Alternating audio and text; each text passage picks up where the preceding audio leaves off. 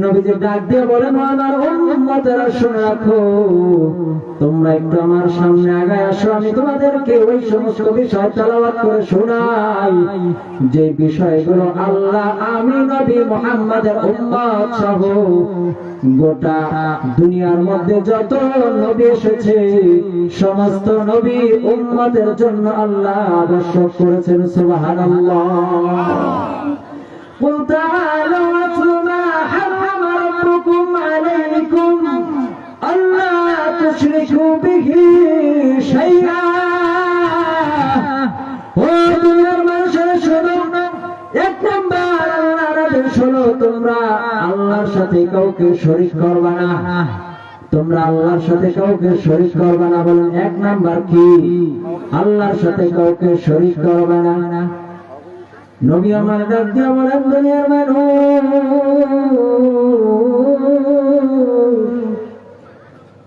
এমন গুরুত্বপূর্ণ বিষয়, তোমরা যদি এই নসিহত গুলো নিয়ে মানতে পারো, আমল করতে পারো, আমি নবী কথা দিলাম ওই মানুষটা আমি নবীর সাথে জান্নাতে বসবাস করবে। সুবহানাল্লাহ।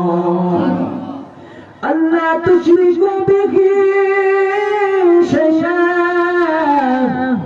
এ দুনিয়ার মানুষ শোনো, এ পর্দার অন্তরালের মা, এ বৃদ্ধ বাবা, এ ৩২,০০০ যুবক ভাইরা আমার, আল্লাহ বলেন এক নম্বরে আমি আল্লাহর সাথে কাউকে শরীক করব না, আমি আল্লাহর সাথে কাউকে শরীক করব না। কথাটা কি বুঝাতে পেরেছি নাকি ভাই?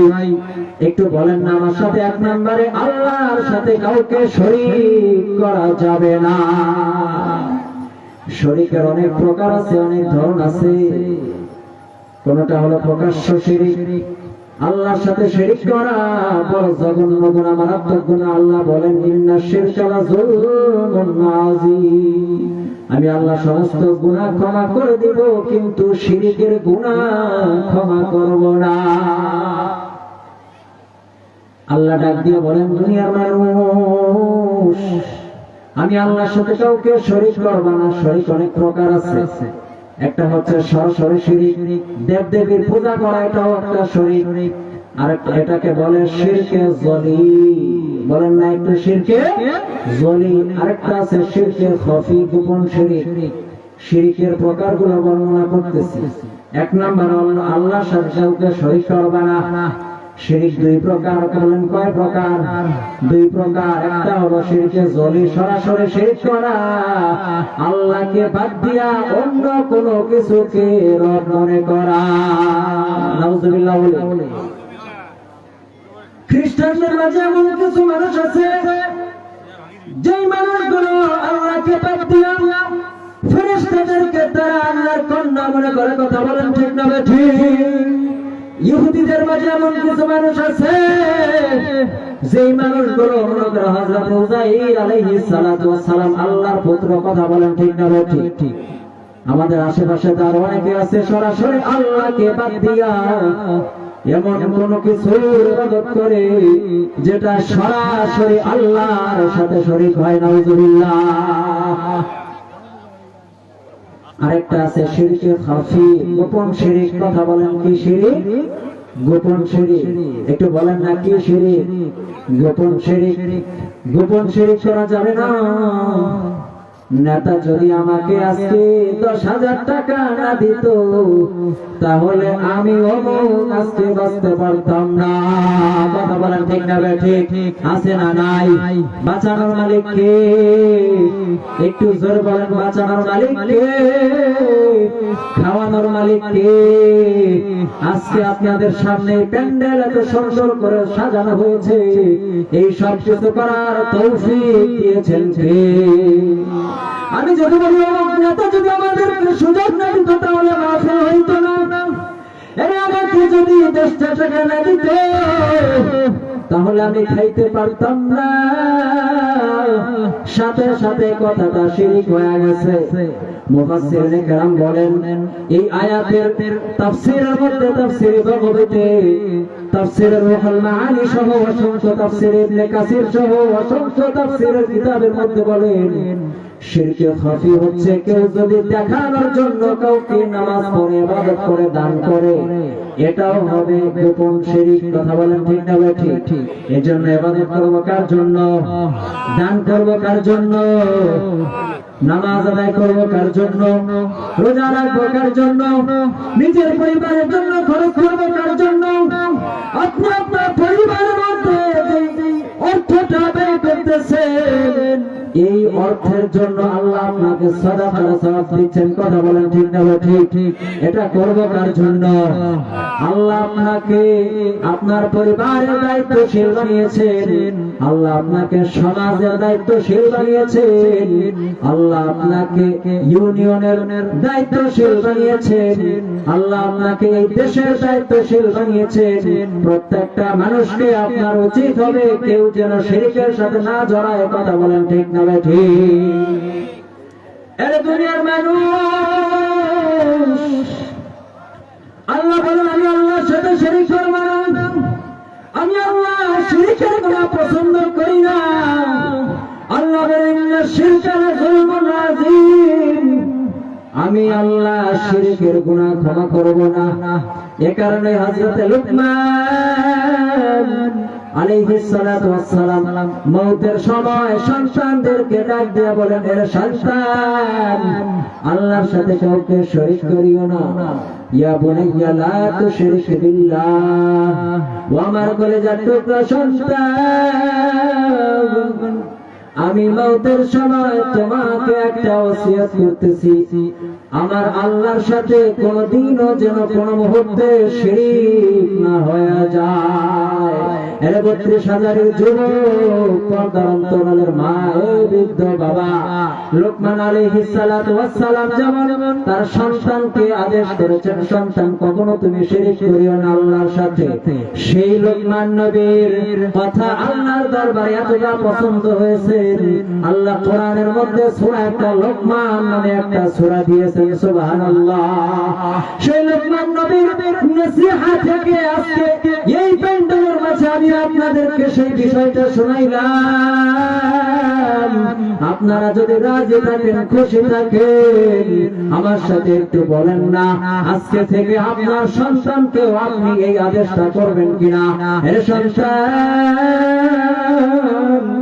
জীবনে কোনদিন আমার মাওলার সাথে শরীক করবে না। কথা বলেন ঠিক কিনা?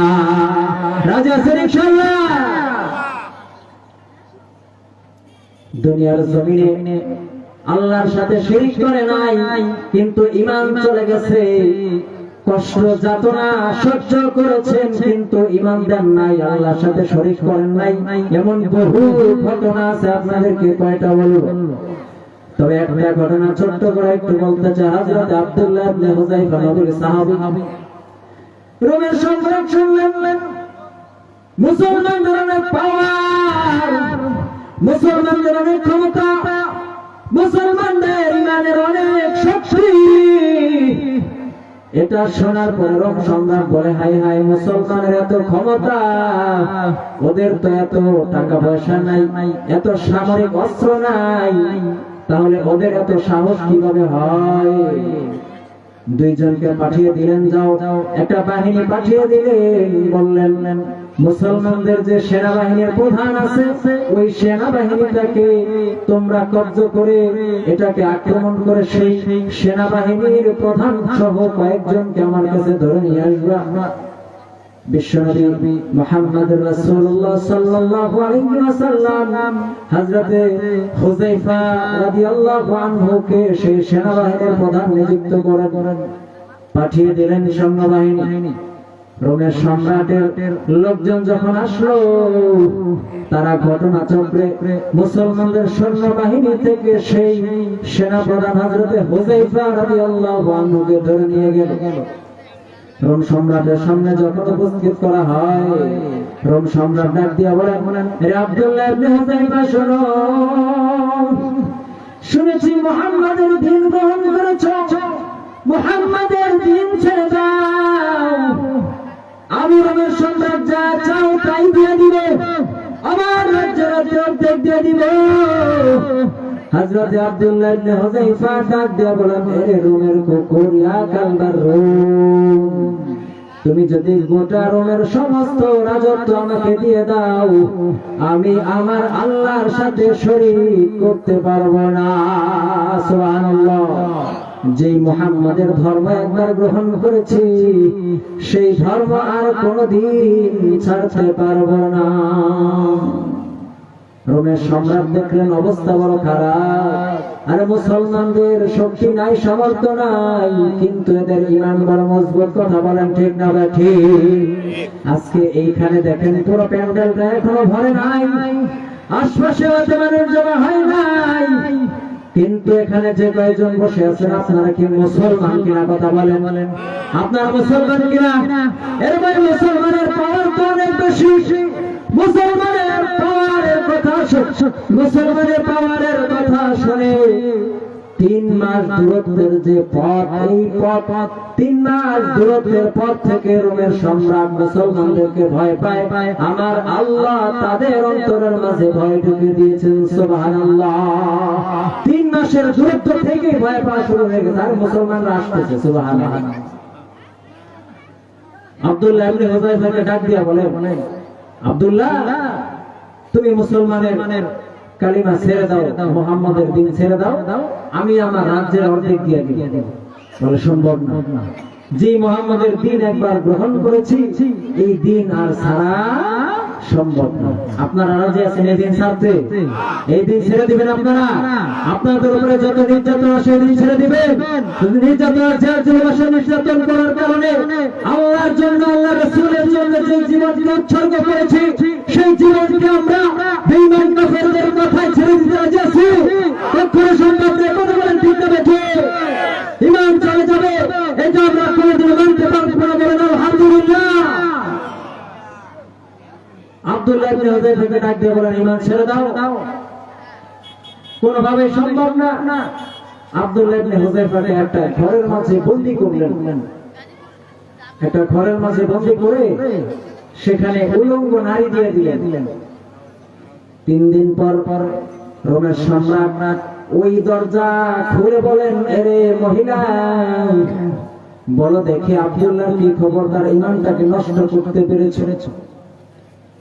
ওই মহিলা ডাক দিয়া বলেন, এরা রোমের সম্রাট, এমন একজন ব্যক্তির কাছে আমাকে পাঠাইছো, এটা কি গাছ নাকি কোন পাথর? আমি তার রুমের মাঝে যাওয়ার পরে দেখলাম এই ব্যক্তিটা সারাদিন নামাজের মধ্যে দাঁড়ায় কাটায়, সারাদিন রোজা রাখে। সন্ধ্যার পর থেকে যখন সূর্য হেলে যায়, অন্ধকার হয়ে যায়, তখন থেকে এই ব্যক্তিটা আল্লাহর দরবারে তাহাজ্জুদ নামাজে দাঁড়ায় যায়। এই রোমের সম্রাট, রাখো, তুমি কি কোন গাছের কাছে আমাকে পাঠাইছো নাকি কোন পাথরের কাছে পাঠাইছো? আমি তো তার কোনো ক্ষতি করতে পারি নাই, তার ঈমানেরও কোনো ক্ষতি করতে পারি নাই। রোমের সম্রাট দেখলেন অবস্থা খারাপ, মুসলমান ঈমান এত সহজে ছাড়বে না। রোমের সম্রাট ডাক দিয়া বলেন, একটা গরম তেলের কড়াইয়ের ব্যবস্থা করো। আব্দুল্লাহ ইবনে হুযায়ফার সামনে তার সাথী সঙ্গীদের মধ্য থেকে কয়েকজনকে ওই গরম তেলের মাঝে সাথে সাথে ভুনা করে ফেললো, ভাজি করে ফেললো। আব্দুল্লাহ ইবনে হুযায়ফা রাদিয়াল্লাহু আনহু দৃশ্যটা দেখে কান্না করতেছেন, চোখের পানি ঝরতেছে, হাউমাউ করে কান্না করতেছেন। রোমের সম্রাট ডাক দিয়া বলেন, আব্দুল্লাহ ইবনে হুযায়ফা, বুঝতে পেরেছি তুমি বুঝি আমার এই আযাব দেখে ভয় পেয়ে গেছো, তুমি বুঝি আমার কথা মেনে নিবা। আব্দুল্লাহ ইবনে হুযায়ফা ডাক দিয়া বলেন, এই রোমের সম্রাট, রাখো, তুমি আমার সামনে আমার সাথে সঙ্গীদেরকে তেলের মাঝে ভাজি করে ফেলেছ, এটা দেখে আমি কান্না করি না। আমি আব্দুল্লাহ ইবনে হুযায়ফা একটা জিনিস ভেবে ভেবে কান্না করতেছি। আমি আব্দুল্লাহ ইবনে হুযায়ফা যে জিনিসটা ভাবতেছি, এর রোমের সম্রাট এই কথাটা হজম করবার মতো তোমার ক্ষমতা নাই। রোমের সম্রাট ডাক দিয়ে বলেন, আব্দুল্লাহ ইবনে হুযায়ফা, বলো বলো, কোন কারণে আমার সামনে তুমি কান্না করতেছো? আব্দুল্লাহ ইবনে হুযায়ফা ডাক দিয়া বলেন, এই রোমের সম্রাট, তুমি তো আমার সামনে একজন একজন করে তেলের মাঝে ভুনা করেছো এক ঈমানের জন্য, আল্লাহর প্রতি ঈমান আনার কারণে, মুহাম্মাদের দ্বীন গ্রহণ করার কারণে। আমি আব্দুল্লাহ ইবনে হুযায়ফা এই কারণে কান্না করতেছি যে আমি আব্দুল্লাহ ইবনে হুযায়ফার একটা মাত্র জান, আমি আব্দুল্লাহর একটা মাত্র প্রাণ। আব্দুল্লাহকে যদি একবার তেলের মাঝে ছেড়ে দেওয়া হয় তবে আব্দুল্লাহর জীবন একবারই শেষ হয়ে যাবে। এই রোমের সম্রাট শুনে রাখো, আমি আব্দুল্লাহ কান্না করতেছি। আমি আব্দুল্লাহর জন্য যদি একটা জীবন না হয়ে এমন হাজারটা জীবন হইতো, এমন বহু হাজার জীবন হইতো, আমি আল্লাহর জন্য হাজারটা জীবন ঈমানের জন্য আল্লাহর পথে কোরবানি করে দিতাম। সুবহানাল্লাহ। এই রোমের সম্রাট শুনে রাখো, আমি আব্দুল্লাহর সাথে কোনদিন আপোষ করতে পারবো না। ঈমানের জন্য কারোর সাথে আপোষ নাই। যেদিন থেকে এই কালিমা গ্রহণ করেছি মৃত্যু পর্যন্ত সেই কালিমা কোনদিন ছাড়তে পারবো না। রোমের সম্রাট দেখলেন অবস্থা আরো বেগতিক। হায় হায়, মুসলমানদের ঈমানের বড় পাওয়ার। ওই যে শুরুতে বলেছিলাম, কুল তাআলাউ আতলু মা হারামা রাব্বুকুম আলাইকুম আল্লা তুশরিকু বিহি শাইআ। আল্লাহর সাথে কাউকে শরীক করবে না।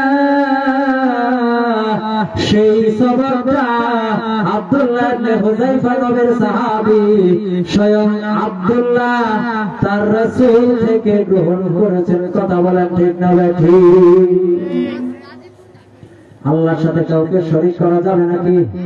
একটু বলেন না, আল্লাহর সাথে কাউকে শরীক করা যাবে? মানবেন আপনারা? মানবেন? আল্লাহর সাথে কোনদিন যদি না খায়াও থাকে, ঈমানের জন্য ঈমানের সাথে কারো আপোষ নাই।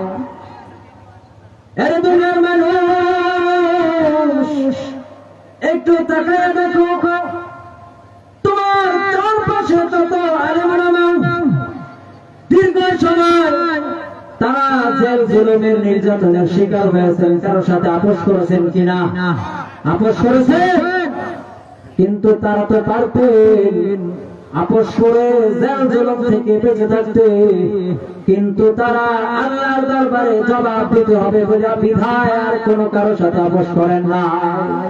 দুনিয়ার সব নিয়ে যাও, আমার সম্পদ নিয়ে যাও, আমার টাকা পয়সা নিয়ে যাও, আমাকে হত্যা করে ফেলো, কিন্তু আমার ঈমান তোমাকে দিব না। কথা বলেন ঠিক না ঠিক?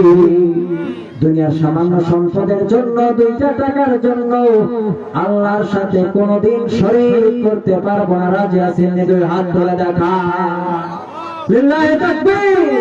আল্লাহ আমার ভাইদেরকে কবুল করুন বলে আমিন।